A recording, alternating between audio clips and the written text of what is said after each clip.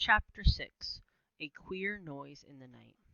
At last it was dinner time, and the children sat down to see what Henry had in his bundles. "I bought another loaf of brown bread at the store," said Henry, "and some more milk. Then I bought some dried meat, because we can eat it in our hands, and I bought a bone for Watch." Watch looked hungrily at the bone, and lay down at once to eat it. Jessie got out 4 cups and bowls and put some milk into each one. Then the children put in little pieces of brown bread and began to eat it with their new spoons. "What fun!" cried Jessie. "Eating with spoons! Now tell us what you did in town, Henry." Henry began. "The town below this hill is Silver City. I saw the name on a sign. I went into the town and walked along the first street I came to. It was a nice street, with big houses and flowers and trees. I saw a man out cutting his grass. He's a good man, too, I can tell you, a doctor." "Did you work for him?" asked Jessie. "Yes," said Henry. "He was very hot, and just as I came to his house his bell rang. He started to the house, and I called after him and asked if I could cut the grass. He said, 'Yes, yes, I wish you would.' You see, he wasn't used to cutting it himself. So I cut the grass, and he said, 'Good for you. Do you want to work every day?' And he said that he never had a boy who cut it as well as I did." "Oh, Henry!" cried Violet and Jessie. "I told him I did want to work, and he told me to come back this afternoon. He has a pretty house and a garage and a big vegetable garden. Then he has lots of cherry trees behind the house, a cherry orchard. You should see the beautiful big red cherries. Well, when I was cutting the grass near the kitchen, the cook came to the kitchen door and watched me. She asked me if I liked cookies. I said I did, and she gave me one." "What did you do with it?" asked Benny hungrily. "When she went back into the kitchen, I put it in my pocket," said Henry, laughing. "Did she see you?" cried Jessie. "Oh, no," said Henry. "I played I was eating it. For a long time I carefully ate away on nothing at all." Benny began to look at Henry's pocket. It did look very funny. Henry went on. "When I came home the doctor gave me $1, and the cook gave me this bag." Henry laughed at Benny and pulled the bag out of his pocket, and in it were 10 delicious brown cookies.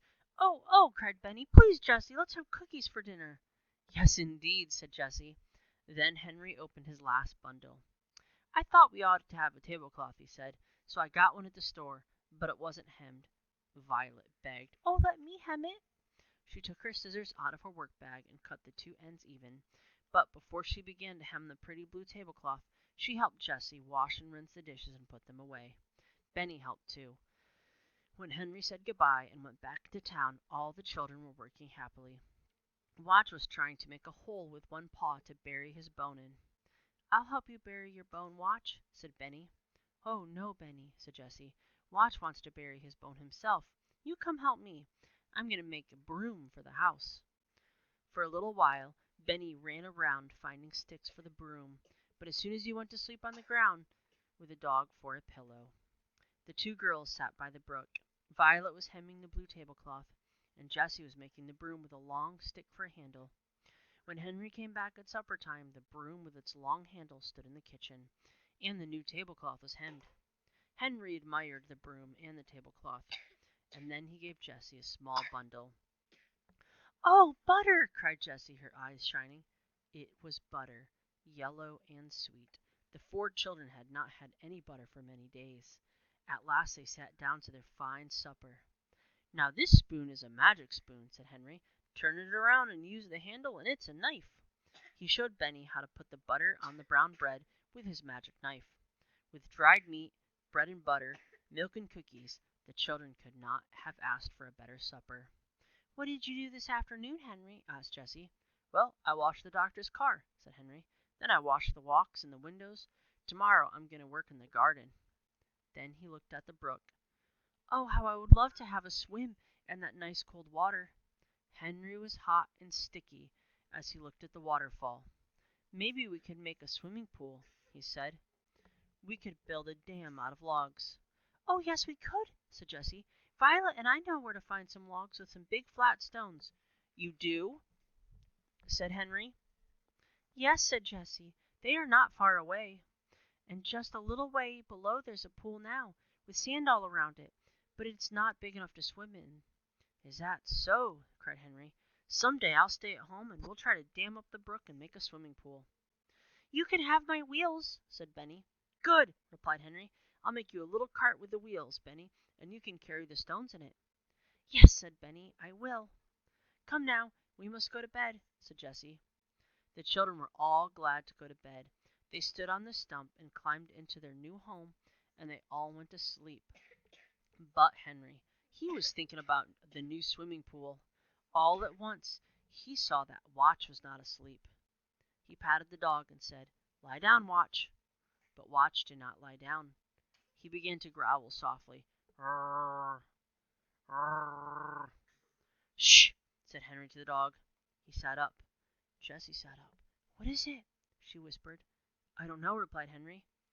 He was frightened. "I think Watch hears something in the woods." "Let's close the door," said Jessie. "I'm afraid." The two children closed the heavy door softly. Then they sat still and listened, but they did not hear anything. "Lie down, Watch," said Jessie again. "Go to sleep."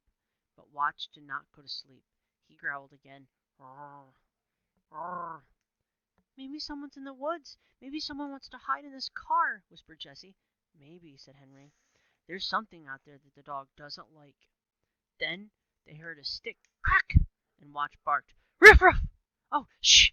Jessie put her hand over his mouth. "If there's someone out in the woods, he knows that there's a dog in this boxcar," said Henry. He took the new broom in his hand and he waited. But nothing came. Nothing at all. The two children waited and waited. Violet and Benny slept through it all. "I'm going to open the door now," said Henry. They opened the door softly and then listened. The dog sniffed a little, and then he turned around 3 times and lay down, and he put his head on his paws. "It must be all right now," said Henry. "Watch knows. Maybe it was just a rabbit." So at last they all went to sleep, and they slept until morning.